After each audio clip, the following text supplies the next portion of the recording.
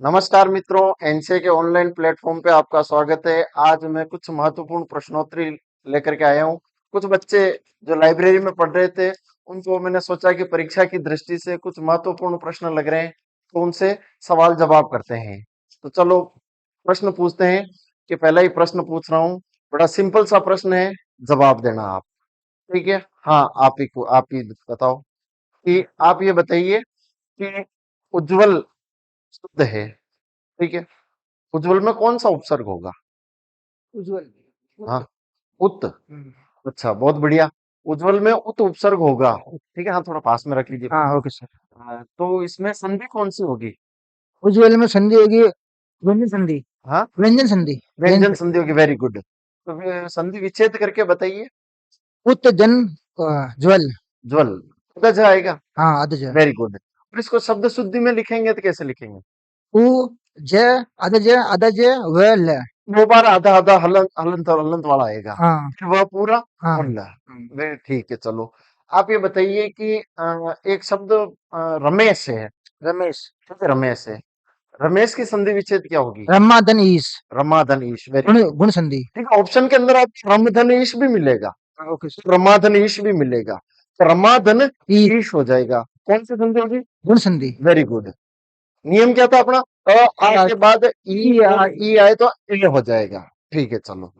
तो मुझे आप ये बताइए, एक बड़ा सरल सा प्रश्न, उपसर्ग किसे कहते हैं? उपसर्ग। हाँ। वह वह शब्द जो किसी शब्द के आगे लग के उसके अर्थ में परिवर्तन कर देते हैं, हाँ, उपसर्ग कहलाते हैं। उपसर्ग कहते हैं। ठीक है, बहुत बढ़िया। आप ये बताइए कि एक शब्द है दुर्व्यवहार। दुर कौन सा शब्द है? दुर्व्यवहार। दुर्व्यवहार। ठीक है। दुर्व्यवहार में कितने उपसर्ग है? दुर आराम से सोच के बताना। दुर्व्यवहार में कितने उपसर्ग है? तीन। कौन कौन से? टू डू वी और आ। Sorry sir. दुर्व्यवहार। दो। हाँ, कोई वी। दूसरा मत बोलो। वी। विदन। हाँ। वी। आर। वी। आहार। हाँ सर, तीन। डू है, वी है और आ है। नहीं। चलो, हाँ, इनको दे दो, मेरे को पीछे दे दो माइक। हाँ, आप बताइए, खड़े हो जाइए। दुर्व्यवहार में तीन उपसर्ग है, दुर, वी और अव। Very good. दुर्व्यवहार में तीन उपसर्ग है, दुर, वी और अव। संधि कौन सी होगी? दुर व्यवहार शब्द के अंदर कौन सी संधि होगी?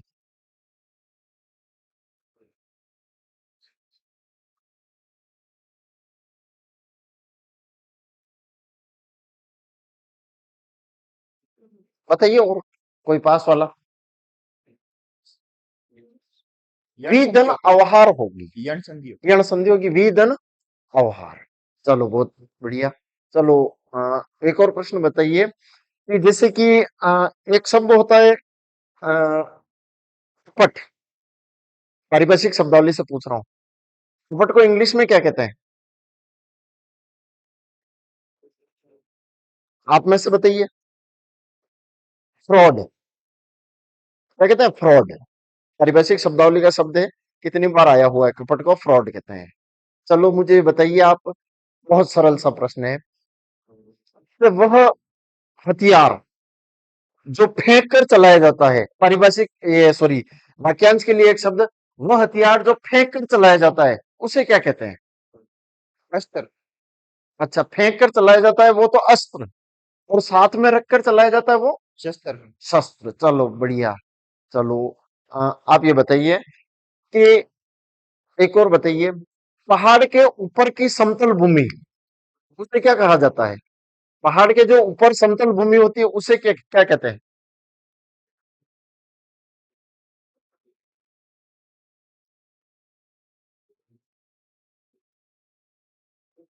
हाँ, इधर।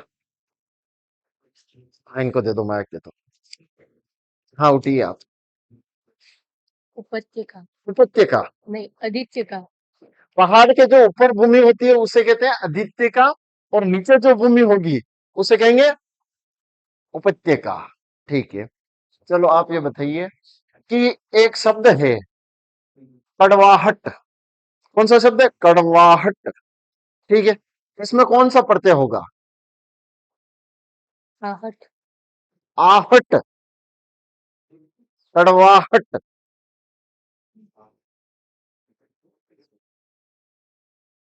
हट। हट होगा, आहट होगा। आहट प्रत्यय होगा। कड़वा शब्द है, उसमें आहट लगा तो शब्द बन जाएगा कड़वाहट। तो आप ये बताइए, एक शब्द है अ, कृष्णार्पण, शब्द है कृष्णार्पण, इसमें कौन सा समास होगा?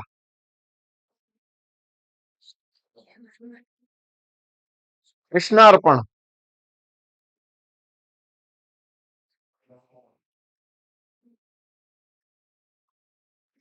हाँ चलो मैं बताता हूँ। कृष्ण को अर्पण, ठीक है, कौन सा समास होगा? कृष्ण, समास विग्रह होगा कृष्ण को अर्पण, ठीक है। कौन सा समास होगा? तो तत्पुरुष समास। तत्पुरुष समास में कौन सा होगा? तो कर्म तत्पुरुष, ठीक है। चलो आगे इनको दीजिए माइक। हाँ आप इनको दे दीजिए, आपके पास है, हाँ इनको। हाँ आप ये बताइए, द्वंद्व समास की परिभाषा क्या है? जिसमें दोनों पद प्रधान होते हैं। जिसमें दोनों पद प्रधान होते हैं उसे द्वंद्व समास कहते हैं। वेरी गुड, ठीक है। ऐसा कौन सा समास है कि जिसमें कोई पद प्रधान नहीं होता है? ऐसा कौन सा समास है जिसमें कोई पद प्रधान नहीं होता है और अन्य अर्थ निकलता है? चलो और भी बता दूं। बहुव्रीहि वेरी गुड, बहुव्रीहि समास, बहुव्रीहि समास। आप ये बताइए कि एक शब्द है यहाँ पर यथाशक्ति, एक शब्द कौन सा? यथाशक्ति, इसका समास विग्रह क्या होगा? शक्ति के अनुसार। वेरी गुड, शक्ति के अनुसार। क्यों होगा? परिभाषा, अव्ययीभाव समास की परिभाषा बताओ। तो जिसमें पहला पद प्रधान होता है और द्वितीय पद गौण होता है। वेरी गुड, पहला पद या पूर्व पद प्रधान होता है, दूसरा पद गौण। गौण होता है। चलो बहुत बढ़िया। चलो अब अगला प्रश्न बताइए कि एक शब्द है, पूछ लेता हूँ, वापिस रिपीट कर दूं। शिरोमणि शब्द है, इसमें कौन सी संधि होगी? विसर्ग संधि। वेरी गुड, विसर्ग संधि होगी। विच्छेद क्या होगा इसका? शेर विसर्ग मणि। वेरी गुड, णी की मात्रा छोटी होगी कि बड़ी होगी? छोटी। छोटी होगी। बड़ी मात्रा, मणि और मणि में क्या अंतर है? छोटी मणि का मतलब मुकुट होता है, मुकुट के ऊपर जो मणि होती है वो। अच्छा, मुकुट के ऊपर मणि, ताज कहते हैं। आज हाँ। और थोड़ा मणि और क्लियर करो इसको। रत्न। वेरी गुड, रत्न। रत्न होता है ना, उसे कहते हैं मणि। मणि और और जो बड़ी मात्रा होगी वो सांप। सांप होगा। चलो अ, और बताइए आप, एक बढ़िया शब्द है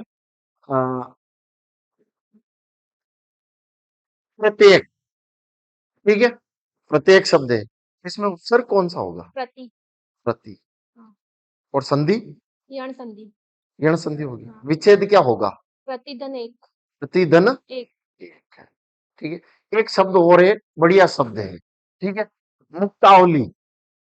कौन सा शब्द है? ध्यान से सुनना, मुक्तावली, ठीक है। मुक्तावली की संधि विच्छेद क्या होगी? दीर्घ संधि और मुक्ताधन अवली। मुक्ताधन अवली। हाँ। तो मुक्ता का अर्थ क्या होता है? मोतियों की माला। Very good. अवली का अर्थ होता है पंक्तिबद्ध, सेवा। ठीक है। मुक्ता का अर्थ होता है मोती, जी। ठीक है। इसका आपको परीक्षा के अंदर ऑप्शन मिलेगा, मुक्त धन अवली, मुक्ता धन अवली।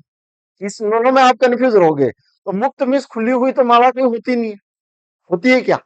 नहीं होती है। तो मुक्ता मीन्स मोतियों की हाँ। माला, ध्यान रखना, बहुत इंपॉर्टेंट है। एक शब्द है, बताइए, रचयिता होता है कि रचयिता होता है शब्द शुद्धि में? रचयिता। रचयित, हाँ। मात्रा किस पर लगेगी? यह पर, जब है। च पे लगेगी। हाँ आराम से एक बार देख लो आप, यह भी लगे। यह पर लगेगी छोटी ई की मात्रा, ठीक है। चलो एक आप मुझे बताइए कि अ, एक वाक्य बोल रहा हूं, उसमें उस वाक्य को शुद्ध करके बताना। यहाँ मुक्त आंखों का ऑपरेशन होता है, एक वाक्य आता है, कहीं पे लिखा हुआ देखते हैं अपन कि यहाँ मुक्त आंखों का ऑपरेशन होता है। तो शुद्ध वाक्य क्या होगा? वाक्य वापस बोल रहा हूं, यहाँ मुफ्त आंखों का ऑपरेशन होता है। इसका शुद्ध वाक्य क्या होगा? यहाँ निःशुल्क आंखों का ऑपरेशन होता है। तो मुफ्त और निःशुल्क में क्या फर्क है? अर्थ तो एक ही है ना उसका, है?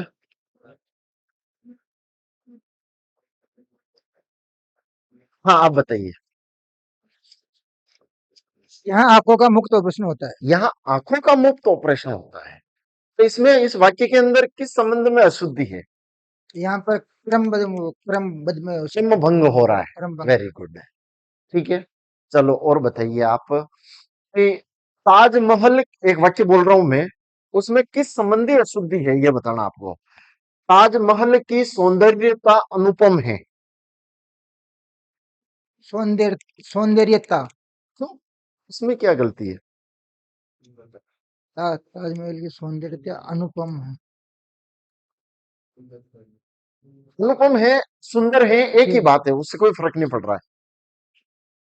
सौंदर्यता में किस प्रकार की मिस्टेक हो रही है? सर इसमें ये और ता दोनों साथ में आ रहे हैं। तो क्या आएगा?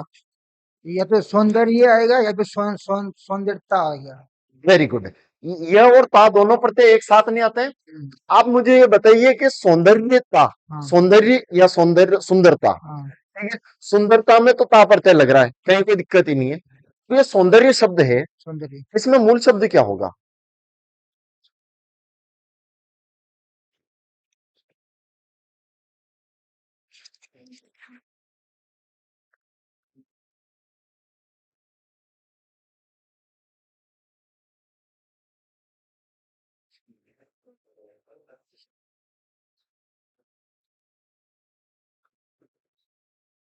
चलो और कोई बताओ। हाँ, इनको दे दो। क्या होगा? सुंदर।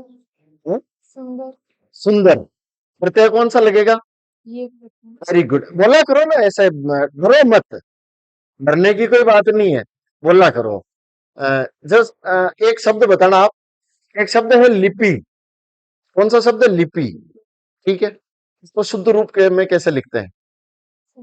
ई की मुंह से छोटी ई की मात्रा। छोटी ई की मात्रा किस किस पर आएगी? दोनों पे। दोनों पे छोटी ई की मात्रा आएगी। Very good. चलो, एक शब्द है नीतिकरण। कौन सा शब्द है? नीतिकरण, ठीक है। इसको कैसे लिखेंगे? मात्रा बता दो आप तो मेरे को बस, कि नी के ऊपर कौन सी मात्रा आएगी, ती के ऊपर कौन सी मात्रा आएगी? नी पर बड़ी ई की मात्रा। ठीक है। ती पर छोटी। ती पर छोटी। हाँ, इनको दे दो पास में, आगे दे दो।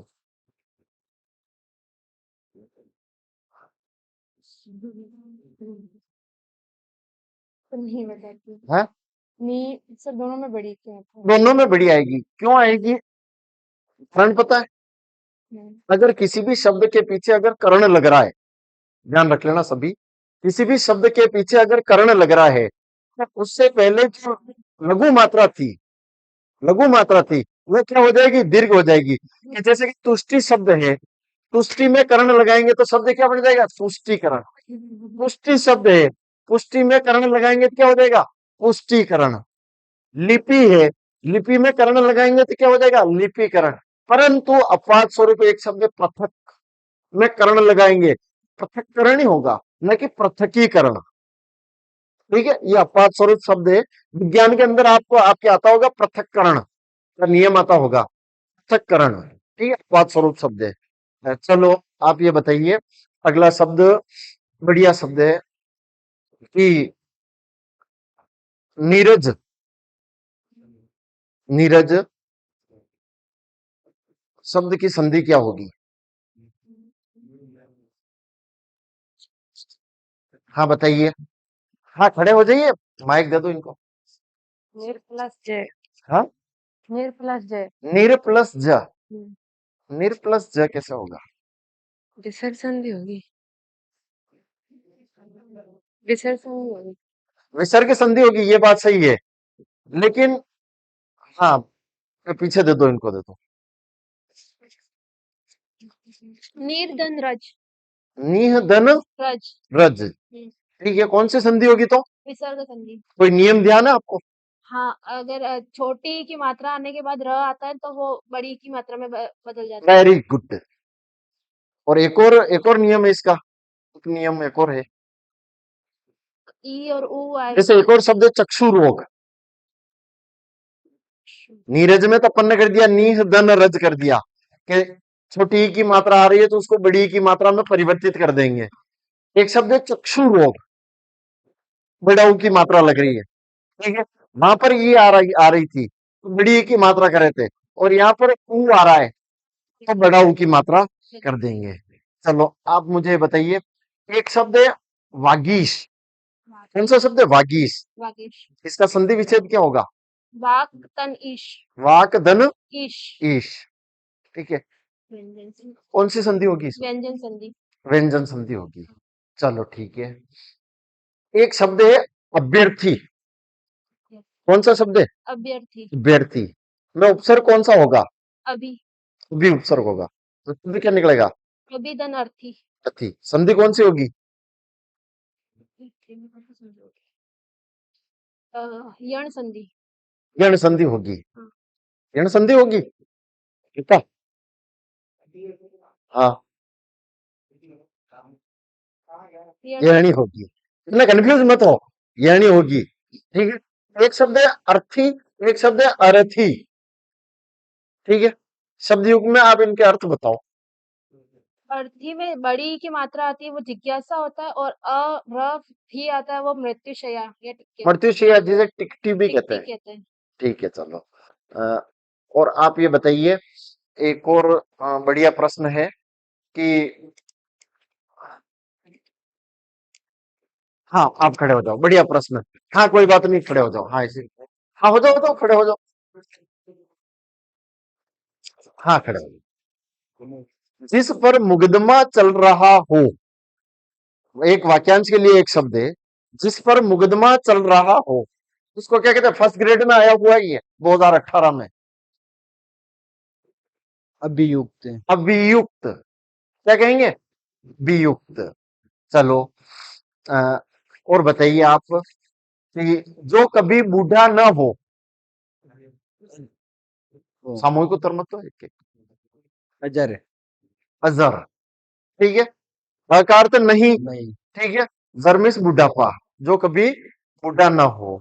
चलो एक बताइए, एक शब्द है डिट्टो, पारिभाषिक शब्दावली से पूछ रहा हूं मैं। डिट्टो, DITTO, डिट्टो, इसका हिंदी अर्थ क्या होगा?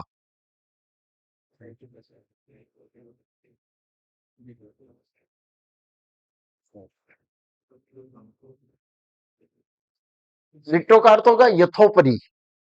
ठीक है, एक और शब्द बताइए आप, एक शब्द है balance sheet, BALANCE, balance, SHEET, balance sheet, इसका इसका हिंदी अर्थ क्या होगा? बैलेंस।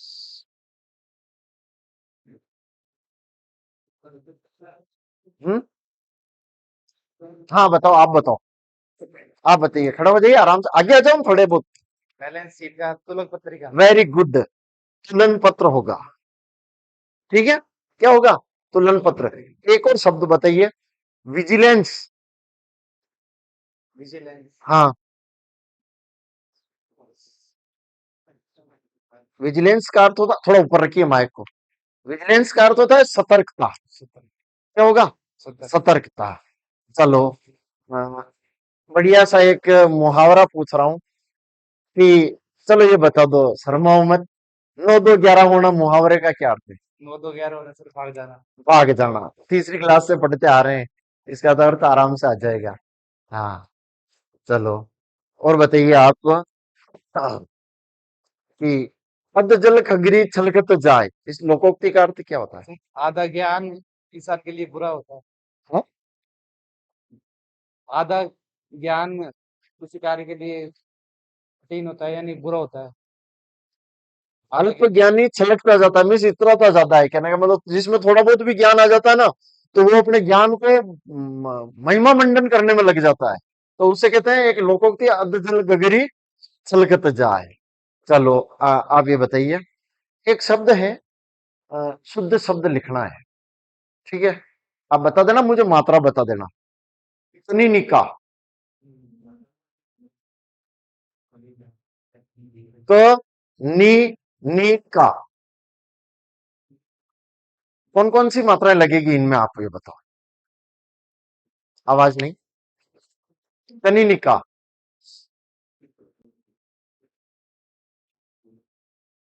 सर कै फिर नी में बड़ी लगेगी, फिर नी में फिर छोटी लगेगी, फिर का। कनिनिका, कनिनिका मीन्स आंखों की पुतलियां। चलो एक वाक्यांश के लिए एक शब्द में बड़ा सरल सा पूछ रहा हूं कि शीघ्र प्रसन्न होने वाला, कितने एग्जाम में आ चुका है ये? शीघ्र प्रसन्न होने वाला,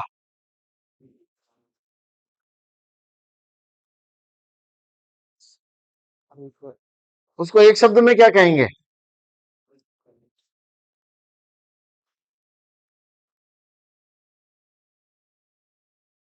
हाँ, आगे बताओ आप, इनको दे दो, आगे आगे आगे दे दो। हाँ, आगे आगे।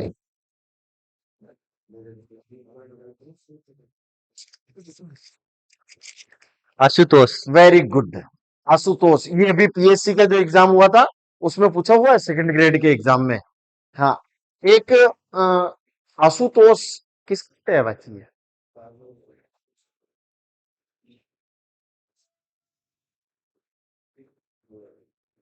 आशुतोष किसका पर्यायवाची है? शिव का, क्यों? जो शीघ्र होते हैं प्रसन्न इसलिए। आशु का अर्थ होता है शीघ्र, हाँ, तोष का अर्थ होता है प्रसन्न। हाँ, शिव जी तुरंत प्रसन्न हो जाते हैं, इसलिए सबसे ज्यादा वो सोमवार के व्रत रखते हैं। रखते हो नहीं रखते हो?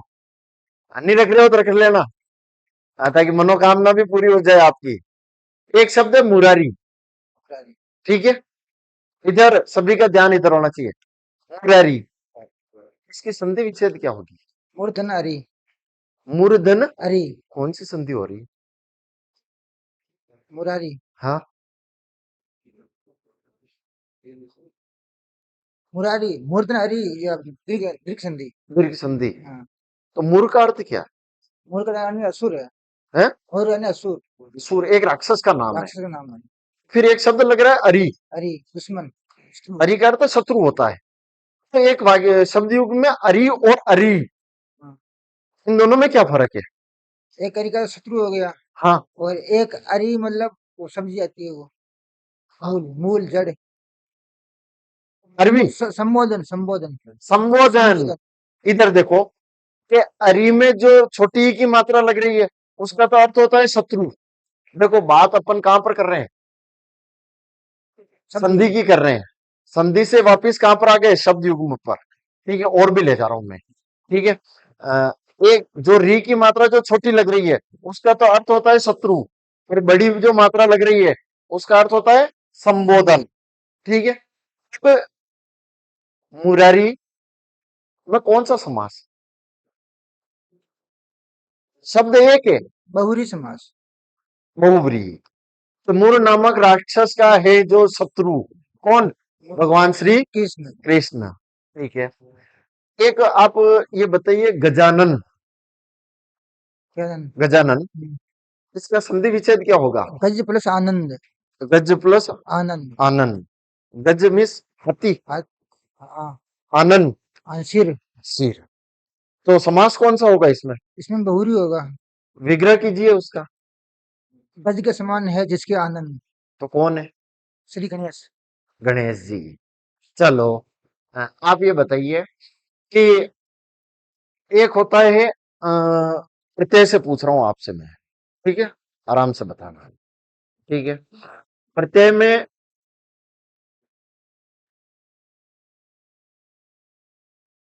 गर्माहट, हम्म, इसमें कौन सा शब्द प्रत्यय होगा? आहट, आहट, ठीक है? घबराहट, आहट, आहट। गड़गड़ाहट, आहट, आहट, ठीक है? चलो ये बताइए, शेर में नी प्रत्यय लगा शेरनी, तो शब्द क्या बन जाएगा? शेरनी, शेरनी। तद्धित समास का कौन सा भेद है? स्त्रीवाचक, स्त्रीवाचक। शेर में नी लगा तो शेरनी, शेरनी। चलो आप ये बताइए कि एक शब्द होता है कांता, ठीक है, कांता, एक होता है कांतार। कांता, इन दोनों में क्या फर्क है?